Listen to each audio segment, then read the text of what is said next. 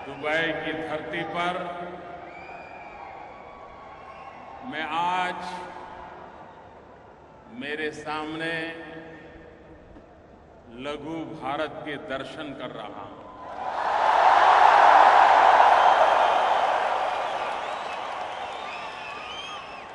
हिंदुस्तान के कोने कोने से आए हुए मेरे प्यारे देशवासियों को मैं नमन करता हूं।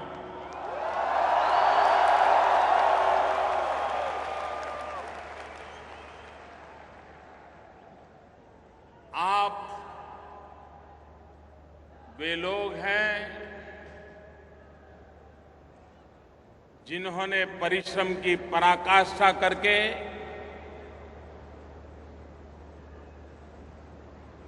कोई 10 साल से, कोई 15 साल से, कोई 20 साल से, कोई 30 साल से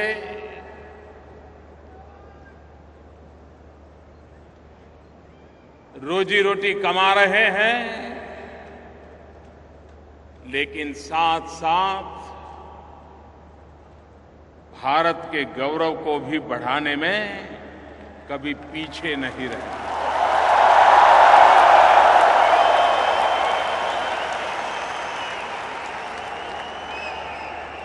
आपके व्यवहार के कारण, आपके आचरण के कारण हमेशा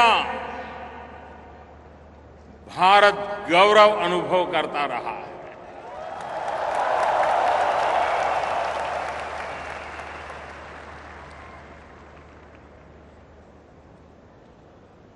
भारत में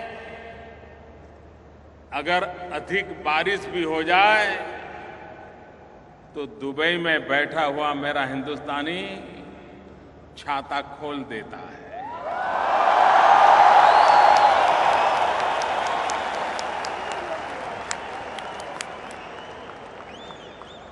भारत में अगर कहीं कोई प्राकृतिक आपदा आ जाए तो दुबई में बैठा हुआ मेरा देशवासी चैन से सो नहीं सकता है।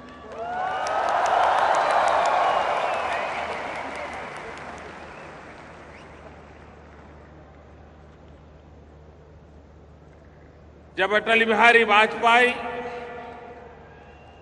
देश के प्रधानमंत्री थे, भारत ने न्यूक्लियर टेस्ट किया था।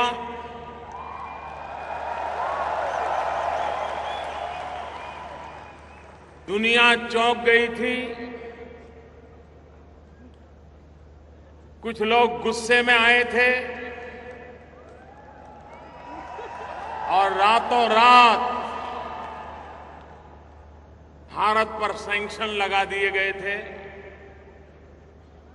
भारत को आर्थिक मुसीबतों में धकेल दिया गया था और तब वाजपेयी जी ने विश्व भर में फैले हुए भारतवासियों को आह्वान किया था देश की मदद करने के लिए। और आज मैं गर्व से कह सकता हूं कि वाजपेयी जी के उस आह्वान पर हिंदुस्तान की तिजोरी भरने में गल्फ कंट्रीज में जो मजदूरी का काम करते थे, उन मेरे भारतवासियों का सबसे बड़ा योगदान था।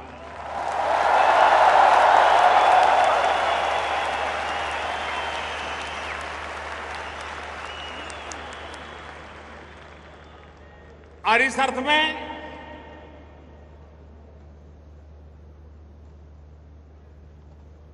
यहां बसा हुआ हर भारतवासी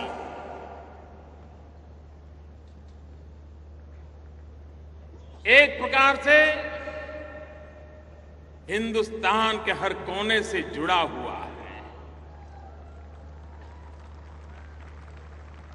पिछली बार जब देश लोकसभा के चुनाव के लिए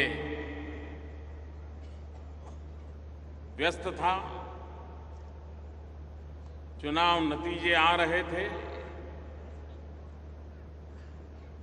हिंदुस्तान ही नहीं पूरा दुबई नाच रहा था।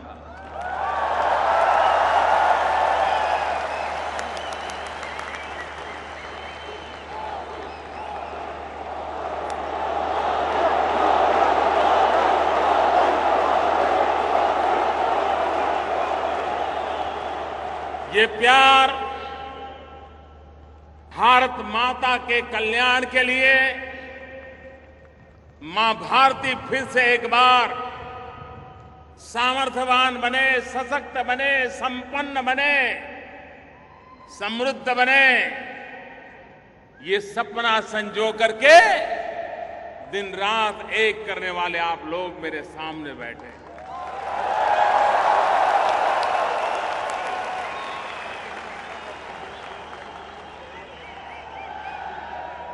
भाइयों बहनों, आज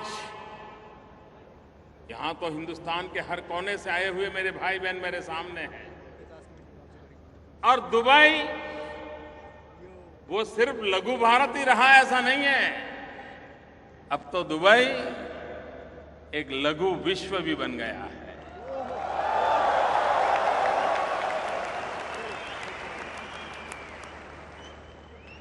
दुनिया के सभी देशों के लोग कम अधिक मात्रा में दुबई में रह रहे हैं। ठंडे से ठंडे प्रदेश के लोग भी ये 40-45 डिग्री तापमान में रहना पसंद करते हैं।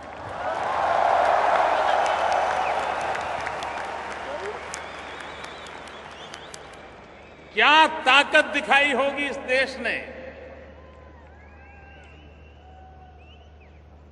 क्या मैग्नेटिक पावर पैदा किया होगा विकास के माध्यम से कि पूरा विश्व यहां आकर्षित हो जाता है।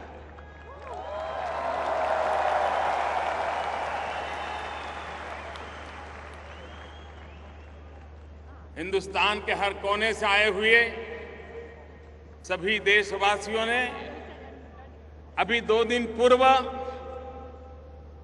15 अगस्त भारत की आजादी का पर्व मनाया।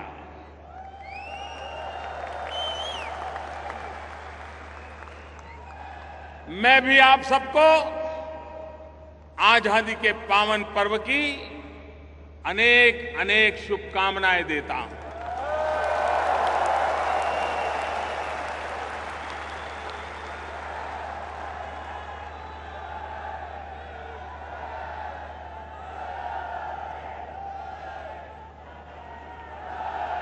यहां केरल से आया हुआ भी समुदाय बहुत बड़ी मात्रा में है।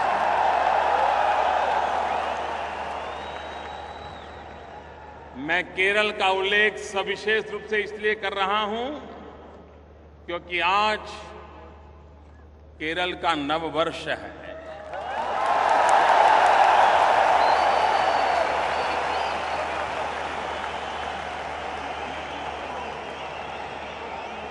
मलयाली,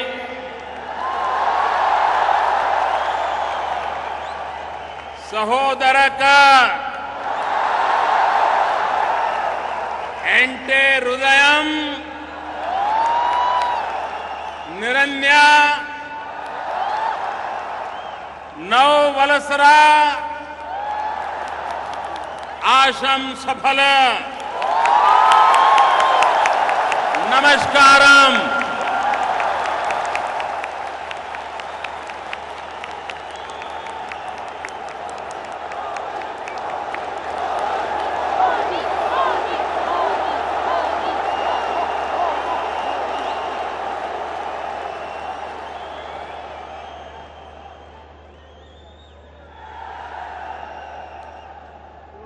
हर हफ्ते हिंदुस्तान से 700 से भी ज्यादा फ्लाइट यहां आती है। दुनिया में किसी एक देश के साथ इतनी बड़ी मात्रा में हवाई आवागमन अगर कहीं है तो इस इलाके से है।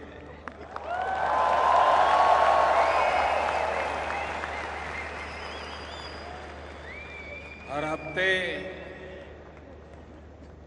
700 से भी अधिक फ्लाइट आती है,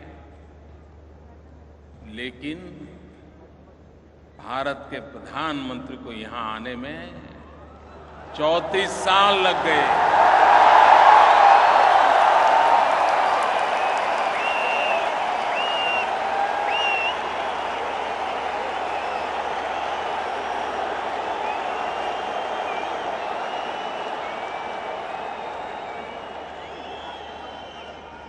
कभी कभी मुझे लगता है कि बहुत सारे ऐसे अच्छे अच्छे काम हैं जो पूर्व के लोग मेरे लिए बाकी छोड़ करके चले गए।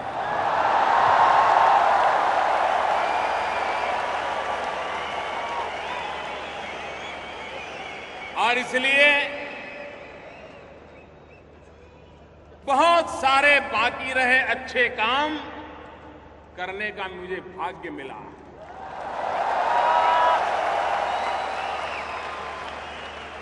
और उस अच्छे कामों में से एक महत्वपूर्ण अच्छा काम मेरा अबू धाबी आना, मेरा दुबई आना।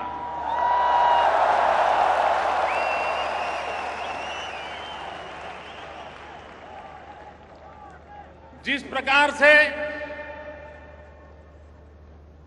ये मेरी पहली मुलाकात है, इसके पहले कभी मैं इस धरती पर, इस भूभाग पे नहीं आया, और 34 साल के बाद प्रधानमंत्री के रूप में कोई आए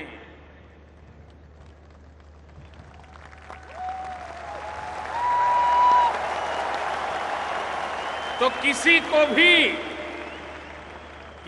भी नाराजगी व्यक्त करने का हक बनता है। हक बनता है कि नहीं बनता है? बनता है कि नहीं बनता है? लेकिन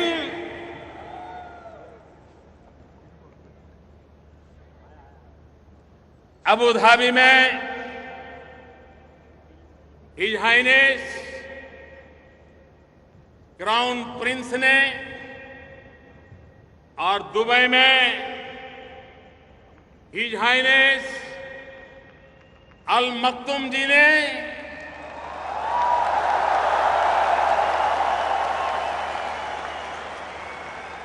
नाराजगी नहीं दिखाई। इतने प्यार की वर्षा की, इतने प्यार की वर्षा की,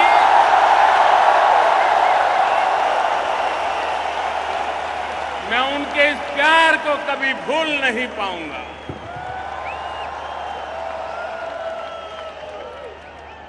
जो स्वागत किया, जो सम्मान किया,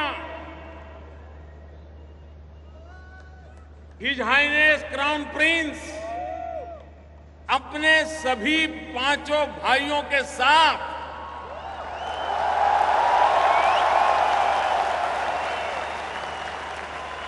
एयरपोर्ट पर लेने के लिए आए।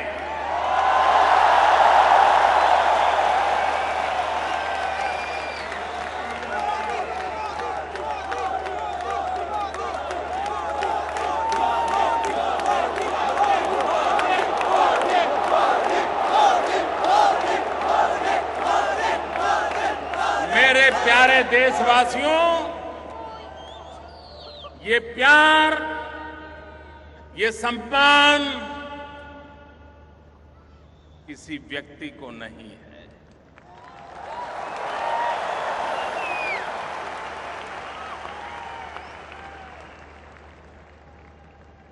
ये 125 करोड़ देशवासियों का सम्मान है।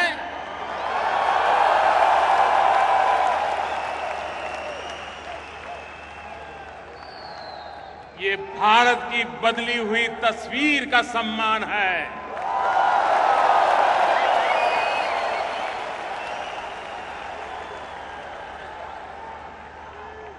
भारत जिस प्रकार से दुनिया में अपनी जगह बना रहा है, उस बदले हुए हालात का सम्मान है।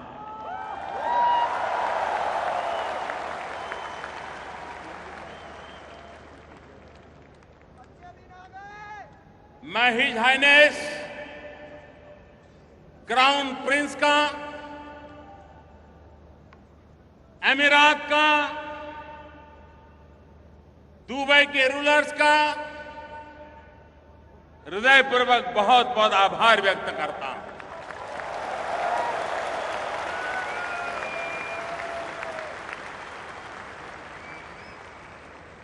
एक तरफ संप्रदाय के नाम पर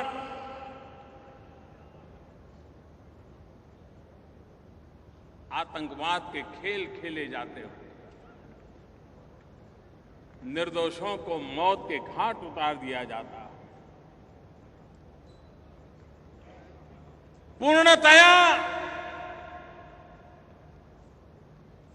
चिंता का माहौल हो, ऐसे समय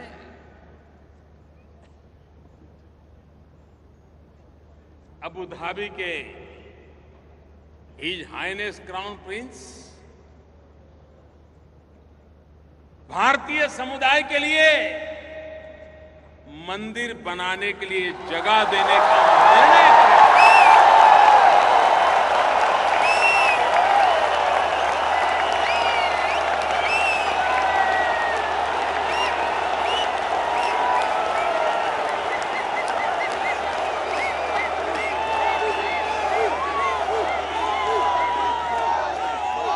जो लोग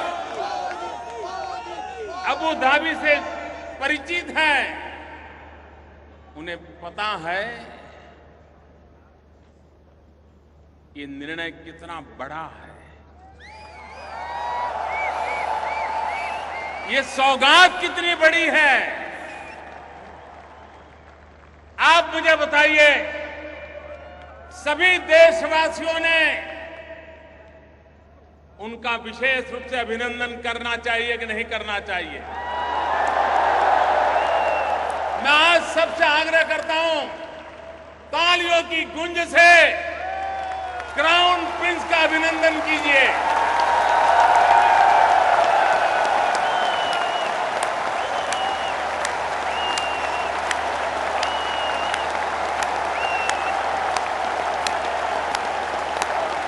क्राउन प्रिंस को स्टैंडिंग ओवेशन दीजिए।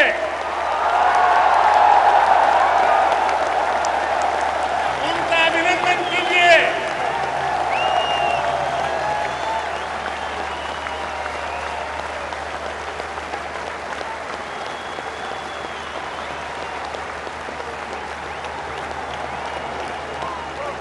मैं हृदय से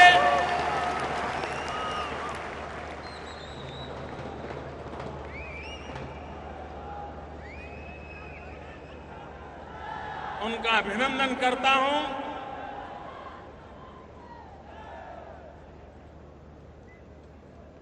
भाइयों बहनों,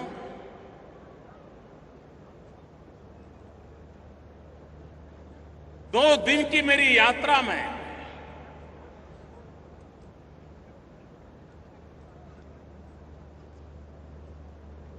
जिस प्रकार का विश्वास का माहौल बना, आखिरकार अंतर्राष्ट्रीय संबंधों का आधार आपकी भाषा क्या है, आप कितने आर्टिकुलेट हैं, आप डिप्लोमेटिक रिलेशन में कितने बढ़िया ढंग से मेलजोल करते हैं, उससे भी ज्यादा महत्व होता है एक दूसरे पर भरोसे का।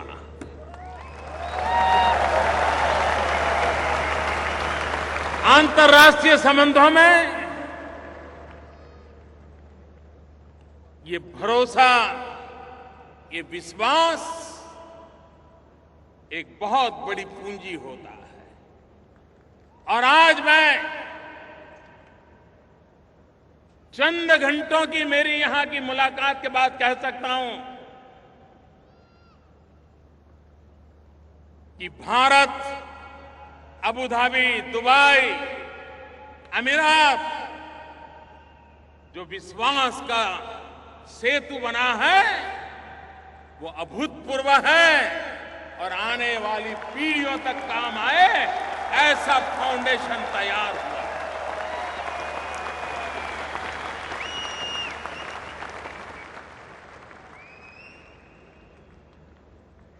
आज मुझे खुशी हुई कि जब आज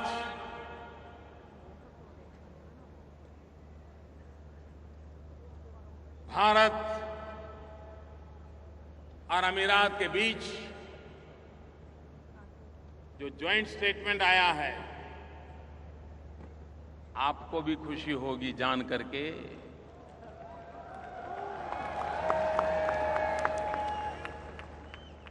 क्राउन प्रिंस ने हिंदुस्तान में 4.5 लाख करोड़ रुपया का निवेश करने का संकल्प घोषित किया।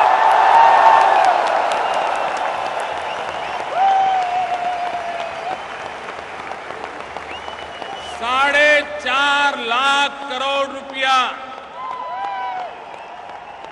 कितना कितना कितना?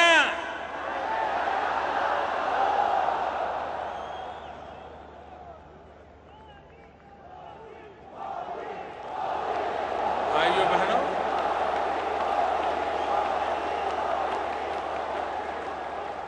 अगर आप पर किसी का भरोसा न हो तो कोई 10 रुपया भी आप पर लगाने के लिए तैयार होगा क्या?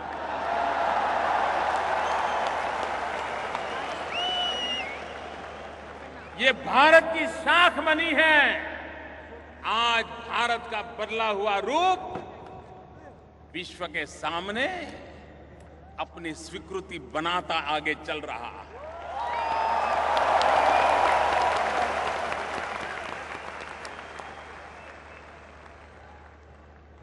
आज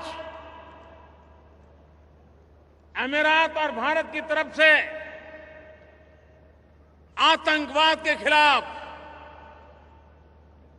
2 टूक शब्दों में बिना लाग लपेट और किसी की परवाह किए बिना साफ साफ शब्दों में संकेत दे दिए गए।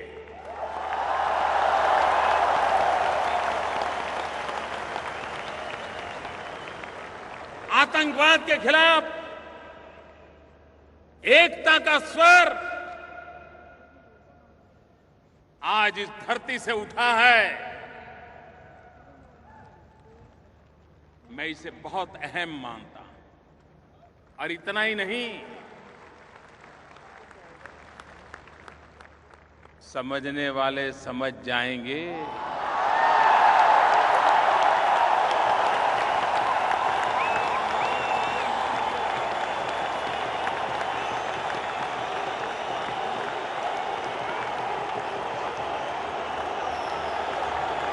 अक्लमंद को इशारा का भी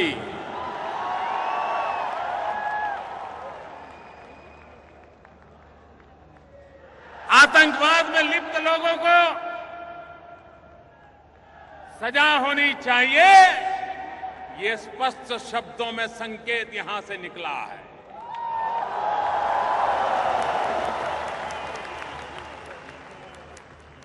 मैं आज यहां के शासकों का इसलिए भी आभारी हूं कि उन्होंने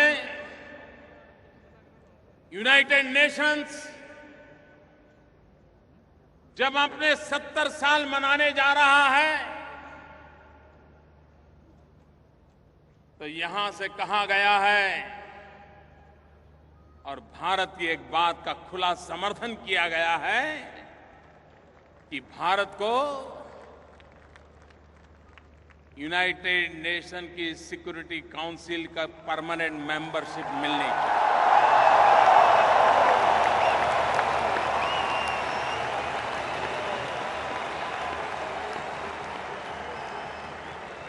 मैं आभारी हूं उनका। इससे भी आगे एक बहुत बड़ी महत्वपूर्ण बात पर आज भारत की लंबे अरसे से एक पोजीशन है, उसका आज हिज हाइनेस क्राउन प्रिंस ने खुलेआम समर्थन घोषित किया है। भाइयों बहनों, कई वर्षों से यूनाइटेड नेशंस में एक रिजोल्यूशन लटका पड़ा है। आपको भी बड़ी हैरानी होगी, और 2-5 साल से नहीं, कई वर्षों से लटका पड़ा है। क्या? यूनाइटेड नेशन, जो कि प्रथम और द्वितीय विश्व युद्ध से पीड़ित मानव समुदाय को मरहम लगाने के लिए, आगे मानव जात को ऐसे संकट झेलने की नौबत न आए, इसके लिए प्रिकॉशन लेने के लिए, व्यवस्थाएं विकसित करने के लिए 70 साल पहले यूनाइटेड नेशंस का जन्म हुआ। लेकिन वह यूनाइटेड नेशंस आतंकवाद की अभी तक परिभाषा नहीं कर पाया है।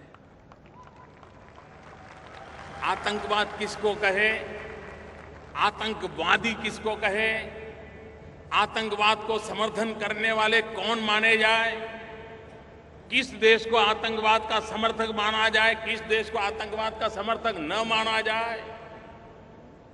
और इसलिए comprehensive convention on international terrorism,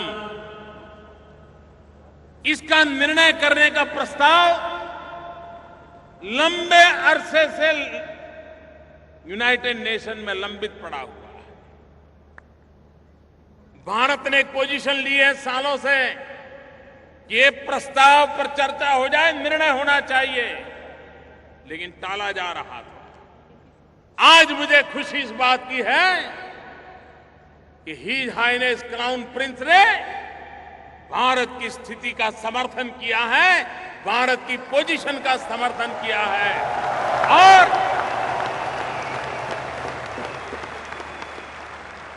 आतंकवाद के खिलाफ लड़ने के संबंध में आपने स्पष्ट संकेत दे दिए।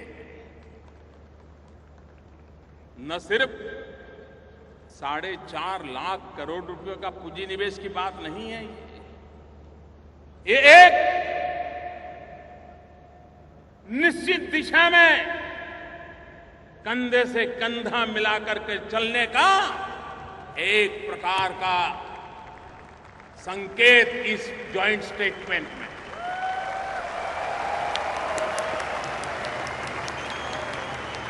मैं इसे बहुत महत्वपूर्ण मानता हूं। भाइयों बहनों, आप तो सालों से बाहर हैं,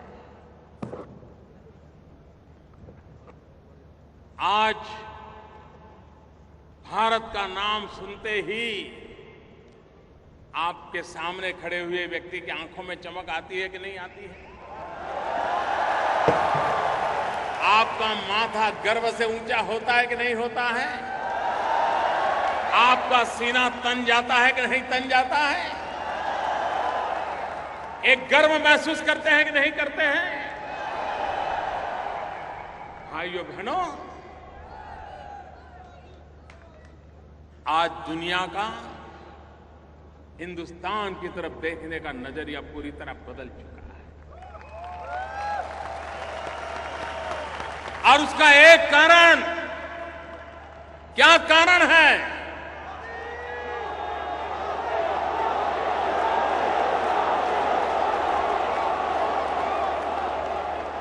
क्या कारण है ये बदलाव आया है? मोदी के कारण नहीं। ये जो बदलाव आया है 125 करोड़ देशवासियों की संकल्प शक्ति के कारण।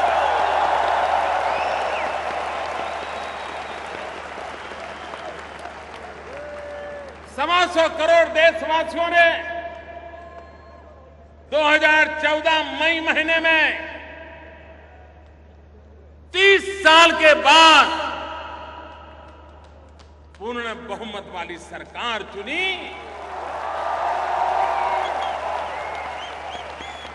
आज दुनिया का कोई भी महापुरुष, दुनिया का कोई भी राजनेता मोदी से जब हाथ मिलाता है ना, तब उसे मोदी नहीं दिखता है, उसे 125 करोड़ हिंदुस्तानी दिखाई देते हैं।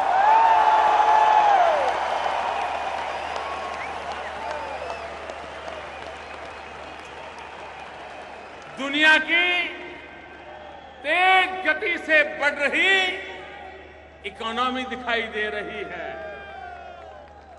भाइयों बहनों, पिछले दिनों IMF हो, वर्ल्ड बैंक हो, मूडी हो, विश्व की जितनी भी आर्थिक पैमाने पर रेटिंग इंस्टीट्यूशंस हैं, सब किसी ने एक स्वर से कहा है कि आज दुनिया में बड़े देशों में सबसे तेज गति से अगर आर्थिक सुधार हो रहा है, तेज गति से ग्रोथ हो रहा है, तो उस देश का नाम है, उस देश का नाम है। मुझे बताइए, सीना तन जाएगा नहीं तन जाएगा? माथा ऊंचा होगा कि नहीं होगा? एक साल के भीतर भीतर ये बदलाव आया। भाइयों बहनों, हमने मेक इन इंडिया कुछ महीने पहले इस अभियान का प्रारंभ किया। दुनिया को मैं कह रहा हूं, make in India.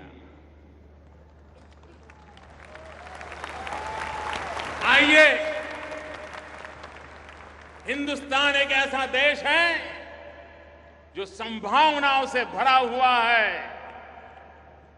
Opportunities he opportunities हैं। ये एक ऐसा भाग्यशाली देश है जिसके पास 65% जनसंख्या, 65% पॉपुलेशन 35 साल से कम उम्र की है।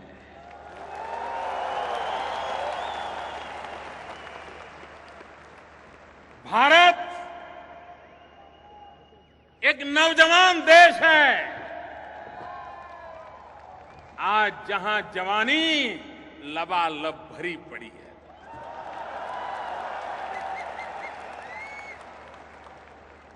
और विश्व वहां आए, हमारे युवकों की शक्ति जुटाए, उत्पादन करे, दुनिया के बाजार में जाकर के बेचे। और आज ये कुछ ही महीनों का मामला है, फॉरेन डायरेक्ट इन्वेस्टमेंट FDI में 48% वृद्धि हुई है। 48%।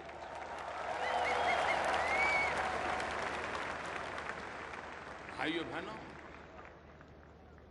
विकास को नई ऊंचाइयों पर ले जाने के लिए ईज ऑफ डूइंग बिजनेस का माध्यम हो, देश की युवा शक्ति में स्किल डेवलपमेंट का अभियान हो, आधुनिक भारत के निर्माण के लिए, डिजिटल इंडिया का सपना साकार करने के लिए दिन रात पुरुषार्थ चलता हो तो विश्व का आना बहुत स्वाभाविक है मेरे भाइयों बहनों, बहुत स्वाभाविक है।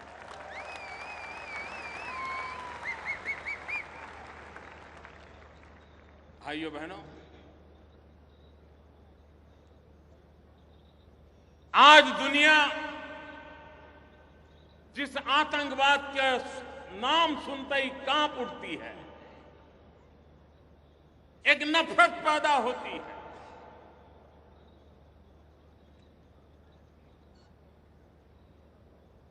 मैं दुनिया को कहता हूं,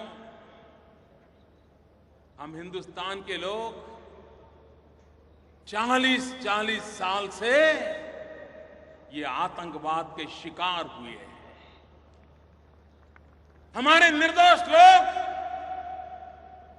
आतंकवादियों की गोलियों से भून दिए गए हैं, मौत के घाट उतार दिए गए।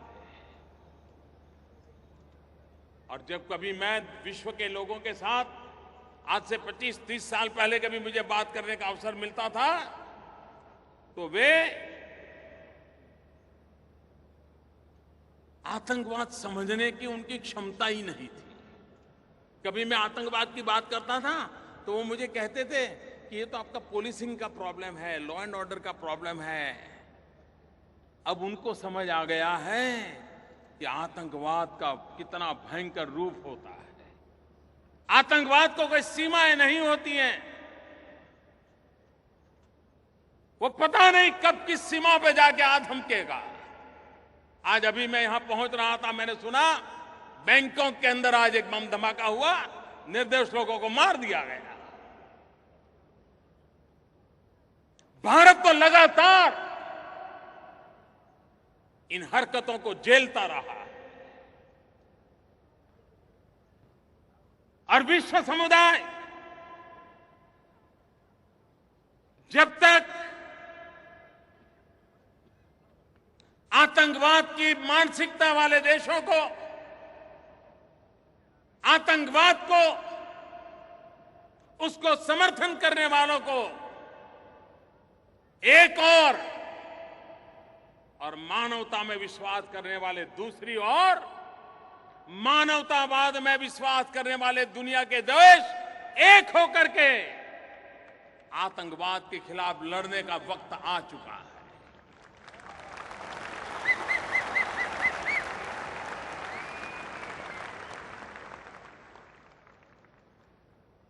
Good Taliban, bad Taliban, good terrorism, bad terrorism, ये अब चलने वाला नहीं है।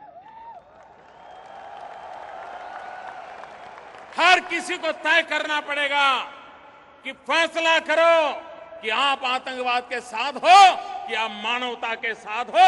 निर्णय करो।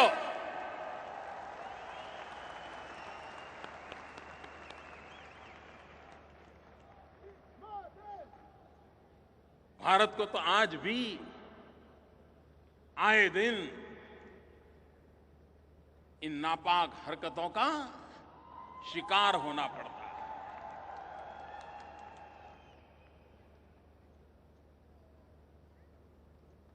हम समस्याओं का समाधान खोजने की दिशा में लगातार कोशिश कर रहे हैं। यहां बहुत कम लोगों को पता होगा कि भारत की आजादी के पहले से नागालैंड में अतिवाद, इंसर्जेंसी, इस समस्या से नागालैंड जूझता रहा और उसके कारण भारत का पूरा ये पूर्वी हिस्सा, नॉर्थ ईस्ट, आए दिन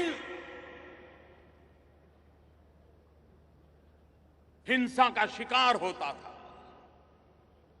और धीरे धीरे वो बीमारी इतनी फैलती गई कि अन्य राज्यों में भी अलग अलग नाम से अलग अलग अतिवादी, आतंकवादी गुट बनते चले गए।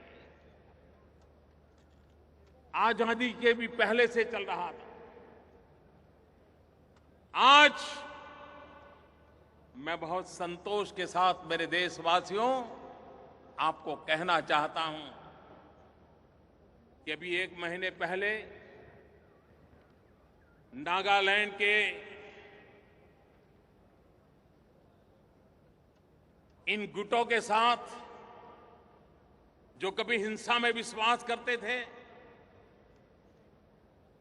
जो शस्त्रों को लेकर के गतिविधि चलाते थे,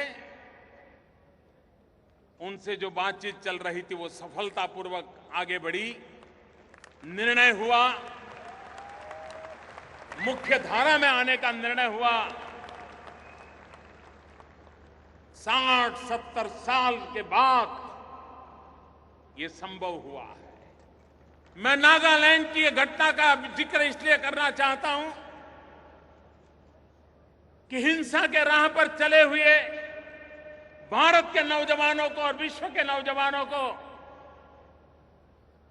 मैं एक उदाहरण के रूप में कहना चाहता हूं, समस्या कितनी ही गंभीर क्यों न हो, आखिर तो बातचीत से ही रास्ता निकलता है। कोई 10 साल लड़ाई लड़ने के बाद बात करे, कोई 20 साल लड़ाई लड़ने के बाद करे, कोई 40 साल लड़ाई लड़ने के बाद बात करे, लेकिन आखिर में तो बात ही होती है और टेबल पर ही फैसले होते हैं। और इसलिए विश्व भर से इस गलत रास्ते पर चल पड़े लोग, बम बंदूक के भरोसे अपने सपनों को साकार करने का रास्ते पर चले हुए लोग, ये रास्ता कभी आपका भला नहीं करेगा, ये रास्ता कभी किसी और का भला नहीं करेगा, ये रास्ता कभी मानवता का भला नहीं करेगा, ये रास्ता इतिहास को बेदाग नहीं रहने देगा, ये पूरे इतिहास को कलंकित कर देगा, ये पूरे इतिहास को दागदार बना देगा।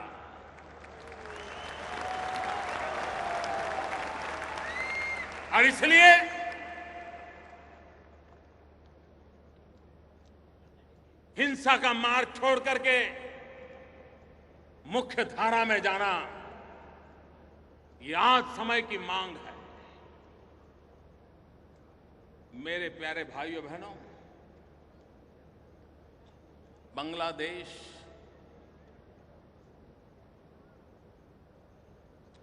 (1947) में भारत का विभाजन हुआ, 1947।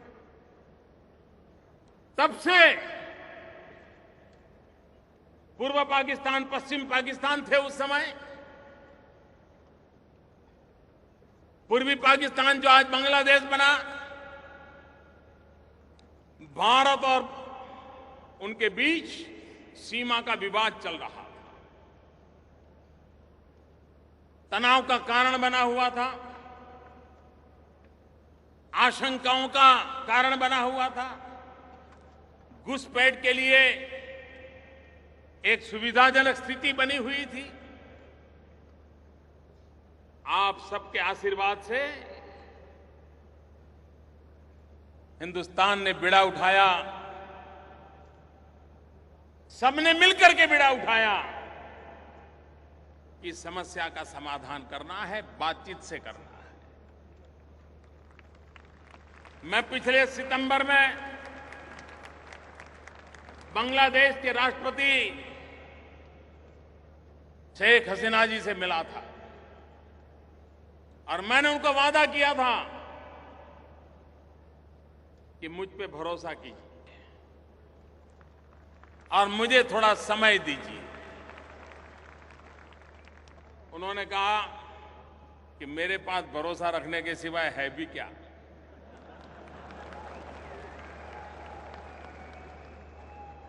लेकिन आज मैं मेरे प्यारे देशवासियों आपके सामने सर झुका करके कहना चाहता हूं कि आजादी से लटका हुआ ये सवाल 1 अगस्त को समाप्त कर दिया गया।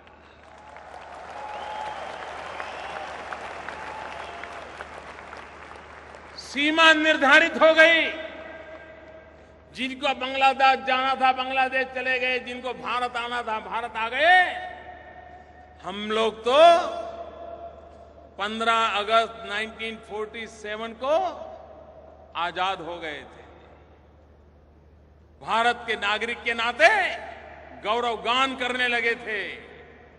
लेकिन ये हमारे भाई बहन अभी 1 अगस्त 2015 को भारत की भूमि पर आजादी का श्वास लेने का उन्हें सौभाग्य मिला।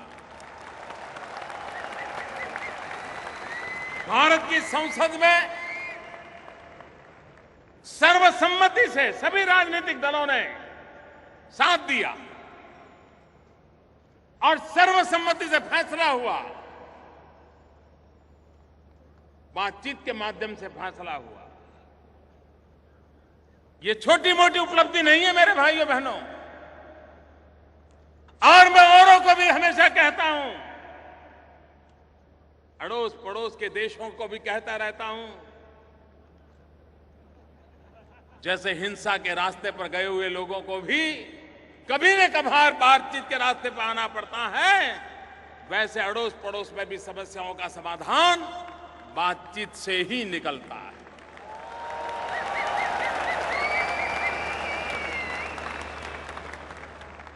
अंतर्राष्ट्रीय संबंधों में आज भारत एक महत्वपूर्ण भूमिका अदा कर रहा है, मानवता के अधिष्ठान पर कर रहा है। जब नेपाल में भूकंप आया, चंद घंटों में, ऐसा नहीं कि भाई जरा पूछो तो क्या हुआ है, जरा जानकारी लो क्या हुआ है, ऐसा करो अफसरों का डेलीगेशन भेजो, देखो जरा क्या मुसीबत आई है, ऐसा करो भाई कोई अपने रिश्तेदार वहां तो पूछो भाई हुआ क्या है। ऐसा इंतजार नहीं किया। आज दिल्ली में ऐसी सरकार है जो हर पल नजर आती है, हर जगह पे नजर आती है।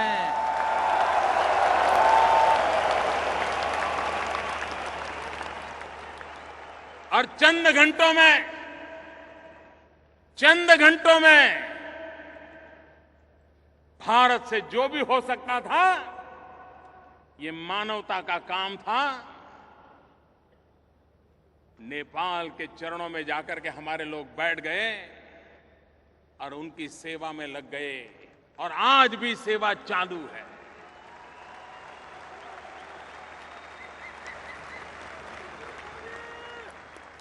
नेपाल हमारा पड़ोसी है,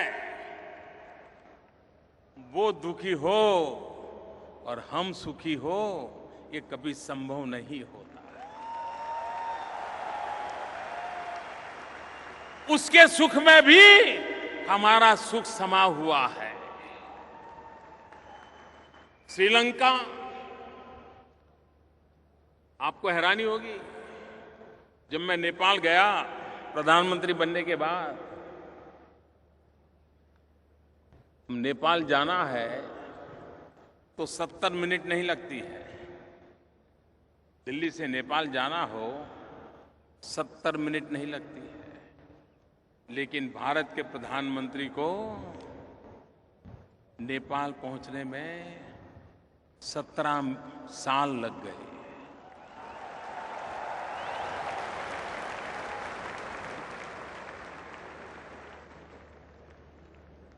फिर से हम गए, संबंधों को फिर से जोड़ा,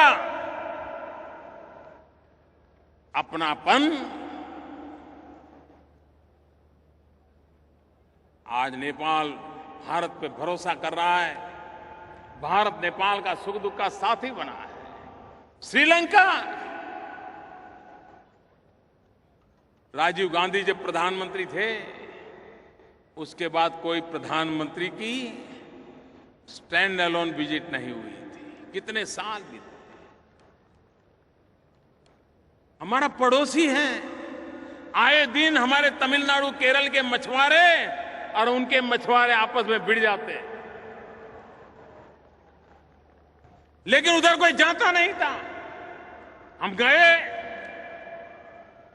इतना ही नहीं, जाफना जहां 20-20 साल तक बम और बंदूक का ही कारोबार चलता था, उस जाफना में जाकर के उन दुखियारों के आंसू पोंछने का काम करने का सौभाग्य मुझे मिला।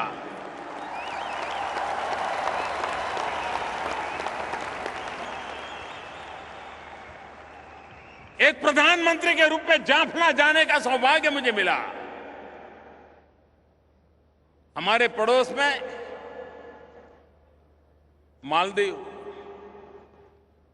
आइलैंड पर बसा हुआ देश टूरिज्म की दृष्टि से काफी आगे बढ़ा है। अचानक एक दिन उनके यहां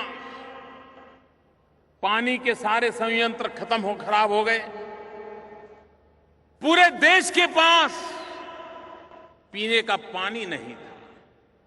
आप कल्पना कर सकते हो, कोई देश के पास पीने का पानी न हो, कितना बड़ा गहरा संकट आया। मालदीव से हमें मैसेज आया कि ऐसी मुसीबत आई है।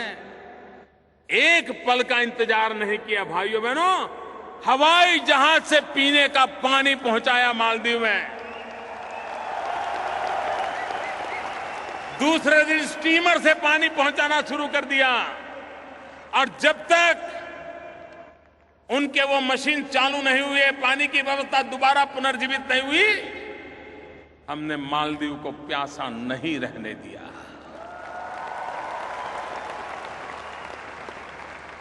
अफगानिस्तान हमारा पड़ोसी है। अफगानिस्तान संकटों से गुजर रहा है। लंबे अरसे से आए दिन वो गांव झेलता चला जा रहा है। हर पल अफगानिस्तान को मरहम लगाने का काम हिंदुस्तान करता आया है। अफगानिस्तान फिर से एक बार खड़ा हो जाए, क्योंकि हम सब बचपन से काबुली वाला से तो बहुत परिचित है। जब काबुली वाले की बात करते हैं तो हमें कितना अपनापन महसूस होता है। भाइयों बहनों, हमारी कोशिश रही है भारत को विकास की नई ऊंचाइयों पर ले जाना, भारत में निरंतर विकास को आगे बढ़ाना, और अपने अड़ोस पड़ोस के देशों से दोस्ती बना करके, साथ और सहयोग लेकर के आगे चल पड़ना। सार्क देशों का समूह, उसमें एक नया प्राण पुरने का प्रयास किया है, सफलतापूर्वक प्रयास किया है। वरना पहले सार्क देशों के मंच का उपयोग तू मैं के लिए होता था, कभी भारत को घेरने के लिए होता था। आज सार्क देशों के लोग जितने साथ चल सकते हैं उनको लेकर के इन सार्क इकाई को विकास की नई ऊंचाइयों पर ले जाने का सपना हमने देखा है। हमने घोषित किया है कि 2016 में हम अवकाश में एक सार्क सैटेलाइट छोड़ेंगे, जिसकी सेवाएं सार्क देशों को मुफ्त में देंगे, जो शिक्षा के काम आए, जो आरोग्य के लिए काम आए, जो किसानों को काम आए, जो मछुआरों को काम आए, सामान्य जन को काम आए। अभी हम बीच में सोच रहे थे कि सार्क देश कनेक्टिविटी के लिए गंभीरता से सोचें, और हम जानते हैं आज विकास में कनेक्टिविटी का महत्व बहुत है। आप समुद्री मार्ग से जुड़िए, या रेल मार्ग से जुड़िए, या रोड मार्ग से जुड़िए, जुड़ना जरूरी है। यूरोप के देशों को यह लाभ मिला हुआ है। एक देश से दूसरे देश चले जाओ, पता तक नहीं चलता देश कब बदल गया। क्या यह सार्क देशों के बीच नहीं हो सकता है? हमने मिलकर के सामूहिक निर्णय करने का प्रयास किया नेपाल में, लेकिन आप जानते हैं कुछ लोगों को जरा तकलीफ होती है।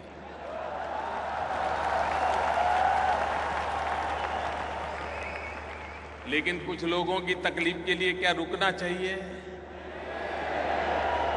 हमारे काम को हमने रोक देना चाहिए? हमने अटक जाना चाहिए क्या? ठीक है, आपको मर्जी, आप वहां रह जाइए, हम तो चल पड़े भाई। और हमने क्या किया? एक बहुत बड़ा अहम फैसला लिया है भाइयों बहनों। इसका प्रभाव आने वाले दिनों में क्या होने वाला है वो तो वक्त बताएगा। नेपाल, भूटान, भारत, बांग्लादेश, इन 4 देशों ने एक नया इंफ्रास्ट्रक्चर बना करके कनेक्टिविटी का एक पूरा काम तय कर लिया, एग्रीमेंट हो गया।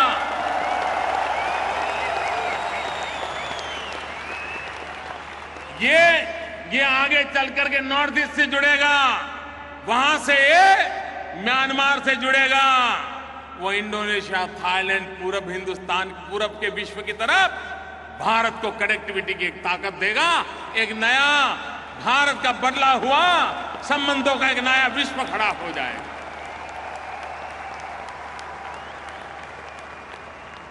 भाइयों बहनों, एक निश्चित समझ के साथ भारत अपनी भूमिका भी अदा करें। भारत बड़े होने के अहंकार से नहीं, हर किसी के साथ कंधे से कंधा मिलाकर के चलना चाहता है, विकास की नई ऊंचाइयों को पार करना चाहता है। भारत में नौजवानों को रोजगार मिले,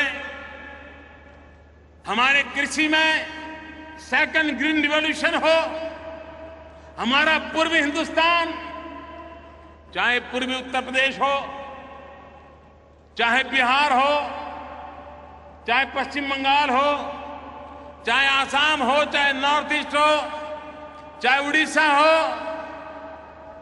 ये हमारा जो इलाका है, ये मानना पड़ेगा कि वहां विकास की ज्यादा जरूरत है। अगर वहां पर विकास हो गया और हिंदुस्तान का पश्चिमी छोर और पूरब का छोर बराबर हो गए तो भारत बहुत तेज गति से दौड़ने लग जाएगा। और इसलिए भारत के इस पूर्वी छोर पर आर्थिक विकास का एक नया अभियान हमने चलाया है, इंफ्रास्ट्रक्चर खड़ा करने का अभियान चलाया है, फर्टिलाइजर के कारखाने शुरू कर रहे हैं, गैस की पाइपलाइनें लगानी है, बिजली पहुंचानी है। आप मुझे बताइए, आजादी के इतने सालों के बाद बिजली होनी चाहिए कि नहीं होनी चाहिए? बिजली मिलनी चाहिए कि नहीं मिलनी चाहिए? क्या आज के युग में बिजली के बिना गुजारा संभव है? भाइयों बहनों, हमने सपना संजोया है। 5 साल के भीतर भीतर हम देश के कोने कोने में 24 घंटे बिजली मैंने भेजने के लिए, देने के लिए तैयार करें। ये हम करके रहेंगे।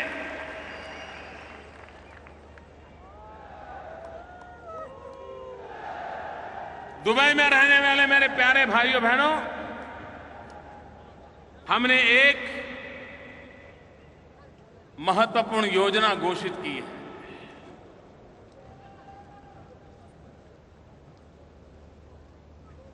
हमारे देश में लोगों को पहले बैंक अकाउंट नहीं थे, हमने हर हिंदुस्तानी का बैंक अकाउंट खोल दिया। एक काम किया, भारत में हमारे देश के नागरिकों को इंश्योरेंस नहीं है, बीमा नहीं है, उसके परिवार में कोई आपत्ति आ जाए तो पीछे वालों को देखने की कोई व्यवस्था नहीं। हमने 3 योजनाएं लगाई हैं। एक प्रधानमंत्री बीमा सुरक्षा योजना, प्रधानमंत्री जीवन ज्योति योजना, और इंश्योरेंस के लिए कितना पैसा देना है। एक स्कीम ऐसी है कि जिसमें 1 महीने में सिर्फ 1 रुपया देना है, 12 महीने में 12 रुपया। हमारे देश का गरीब से गरीब व्यक्ति दे सकता है कि नहीं दे सकता है?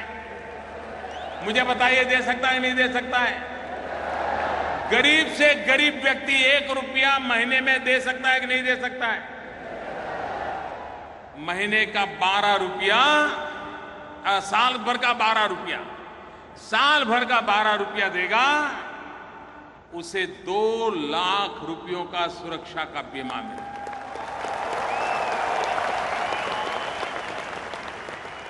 दूसरी योजना है जिसमें उसे और भी मददें मिलेगी, वो है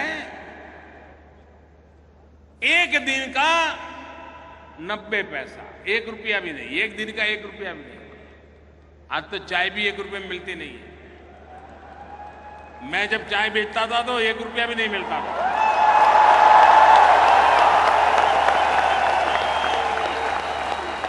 लेकिन आज 1 रुपये में चाय नहीं मिलती है।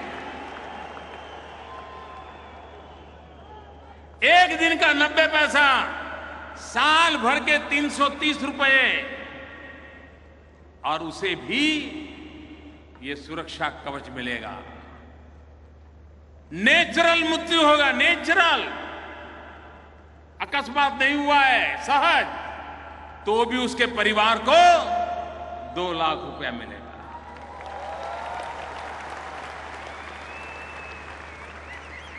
हमने लोगों से आग्रह किया है कि रक्षाबंधन के पर्व पर, हमारे देश की परंपरा है, हम अपनी बहनों को भेंट सौगात देते हैं, कोई न कोई गिफ्ट देते हैं।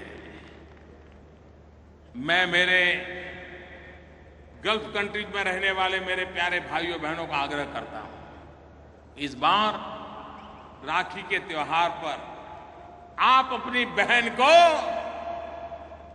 ये जीवन सुरक्षा योजना दे दीजिए। अगर आप 600 रुपया बैंक में फिक्स डिपॉजिट करा दोगे तो हर साल उसको 12 रुपये से ज्यादा इंटरेस्ट मिलेगा, कटता जाएगा, और आपकी बहन को 2 लाख रुपए का सुरक्षा का कवच मिल जाएगा। और दोनों योजना ले लेंगे, उतने पैसे जमा करा दिए तो 4 लाख रुपया उसके चरणों में आपकी तरफ से पहुंच जाए। भाइयों बहनों, हमने समाज जीवन को एक सुरक्षित बनाना है, हमारी नई पीढ़ी को शिक्षित बनाना है, देश को आधुनिक बनाना है। और आज जब विश्व का भारत की तरफ आकर्षण बढ़ा है, उस परिस्थिति का हमने लाभ उठाना है और देश को विकास की नई ऊंचाइयों पर ले जाना है। मेरे प्यारे भाइयों बहनों, आपने मुझे जो सम्मान दिया, प्यार दिया, पूरा हिंदुस्तान आपको देख रहा हो।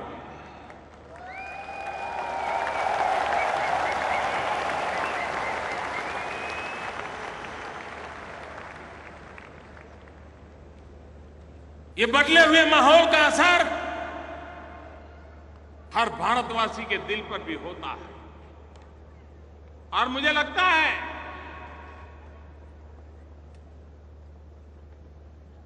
कि विश्व भर में जो हमारा भारतीय समुदाय पहुंचा है, उस भारतीय समुदाय को भी आज एक नई ऊर्जा, नई शक्ति मिली है। आज जब मैं अबू धाबी आया, दुबई आया, तो कुछ बातें मेरे ध्यान में आई हैं, उसके विषय में भी आज आपको मैं कह करके जाना चाहता हूं।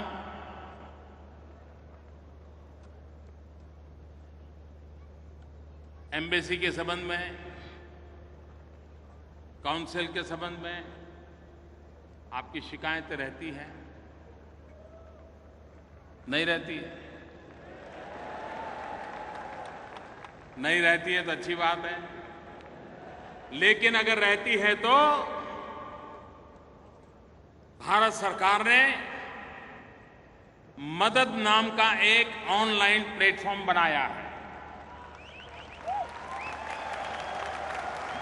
इस मदद नाम के ऑनलाइन प्लेटफॉर्म का उपयोग दुनिया भर में फैले हुए हमारे भारतीय भाई बहन उसका उपयोग कर सकते हैं ताकि आपकी बात आगे पहुंच सकती है। मोबाइल फोन के द्वारा भी आप उनका संपर्क कर सकते हैं। एक दूसरा काम किया है, ई-माइग्रेट पोर्टल शुरू किया गया है, जिसके द्वारा इस प्रकार से हमारे प्रवासी भारतीयों को कोई शिकायत हो, कोई कठिनाई हो, तो उनको इमिग्रेशन ऑफिस के चक्कर काटने नहीं पड़ेंगे। ये ई-माइग्रेट पोर्टल पर अपनी बात रख करके वो मदद ले सकता है, इसकी एक व्यवस्था की गई है, क्योंकि यहां दूर दूर से आपका वहां जाना बहुत तकलीफ होती है।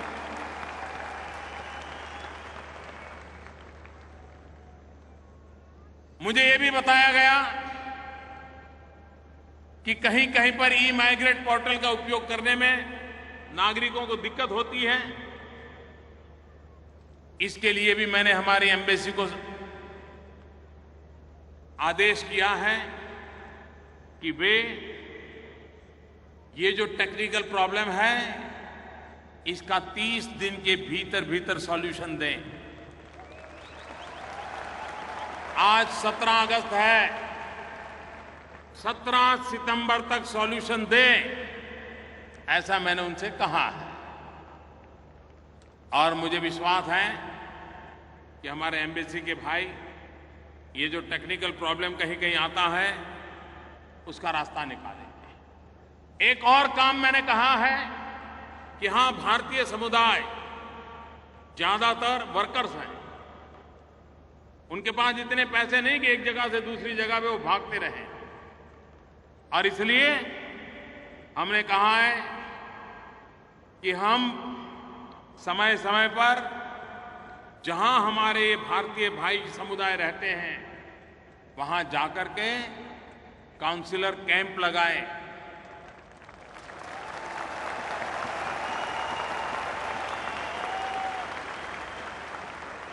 महीने में एक बार, 2 महीने में एक बार, और वहीं जाकर के उनसे बैठे बातचीत करें और उनकी समस्या के समाधान के लिए योग्य व्यवस्था करें। मैं यहां ये बातें इसलिए कह रहा हूं कि ये भूभाग ऐसा है कि जहां मेरे गरीब तबके के भाई बहन रहते हैं, मजदूरी करने के लिए यहां आए हो। अमेरिका के लिए कुछ कर पाऊं या न कर पाऊं, लेकिन अगर आपके लिए नहीं कुछ करता तो मैं बेचैन हो जाता।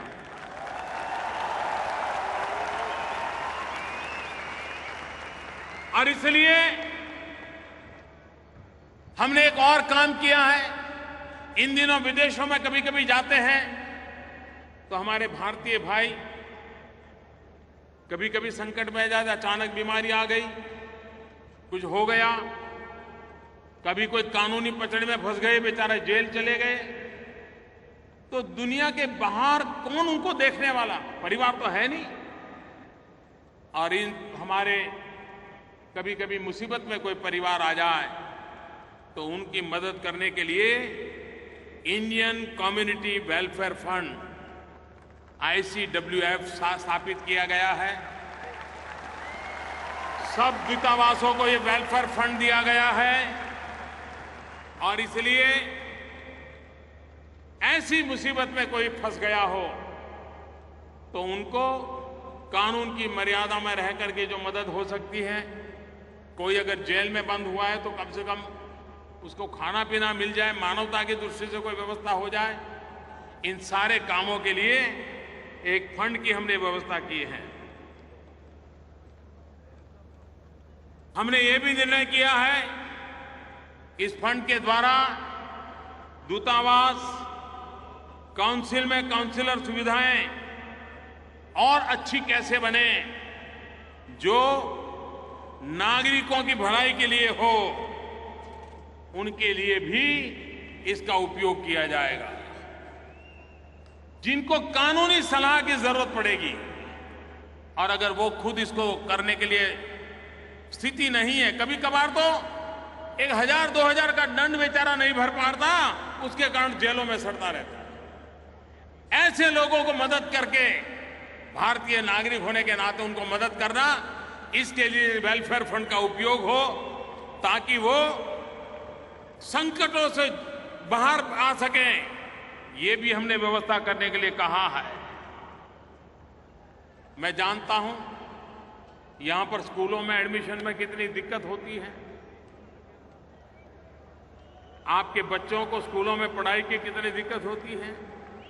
मैंने यहां के संबंधित लोगों से बात कही है और मैंने कहा है कि अधिक स्कूलें कैसे बने, इसकी चिंता मैंने की है। देखते हैं, मुझे विश्वास है कि आगे वाले दिनों में उसका भी लाभ आप लोगों को मिलेगा। मुझे विश्वास है मेरे भाइयों बहनों कि जो आपकी छोटी मोटी बातें मेरे ध्यान में आई थी, इसको पूरा करने का मैंने एक प्रयास किया है। मैं फिर एक बार आप सबको हृदय से बहुत बहुत शुभकामनाएं देता हूं और दुनिया में कहीं पर भी मेरा भारतवासी है तो हम पासपोर्ट का रंग नहीं देखते हैं।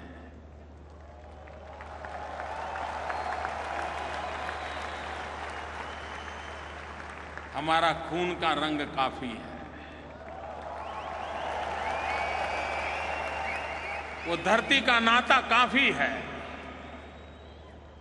और इसलिए आइए मेरे साथियों, हम सब मिलकर के जहां भी हो, मां भारती का माथा ऊंचा करने के लिए, गौरव से जीवन जीने के लिए एक माहौल बनाने में शरीक हो और आपका योगदान, आपकी शक्ति, सामर्थ्यवान आपके परिवार को भी भला करने में काम आए, देश का भी भला करने के लिए काम आए।